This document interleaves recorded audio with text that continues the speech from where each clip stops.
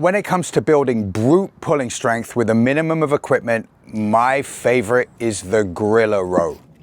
So first thing, let's talk about body position and where you're going to put the kettlebells in relation to your legs. So this is a hip hinge. I'm not just bending over or willy-nilly style. Right? We want to get that active stretch in the hamstrings and glutes. Some people say that you should have the kettlebells between your feet. Some people say you should have the kettlebells in front of your feet. Honestly, it all depends on how you're built. Trial and error, my friends, trial and error. I want you to pay as much attention to what you're doing with the non-working arm as with the working arm. Let me explain. When we're in this position, if I'm gonna row with my left hand, I want you to think about taking your right hand and pushing it down, right? So we're not just passively resting on this kettlebell. I know you can't see it, but I'm pushing as hard as I can to drive this kettlebell through the floor, right?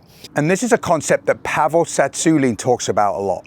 The idea of muscular irradiation, where if you contract a muscle group as hard as you can, that tension is going to bleed out into the surrounding musculature, making you stronger there as well.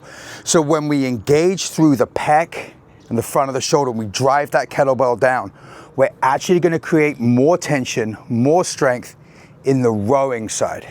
Additionally, it's also going to lock your low back into position, making this a much safer lift if you're someone that has some low back issues.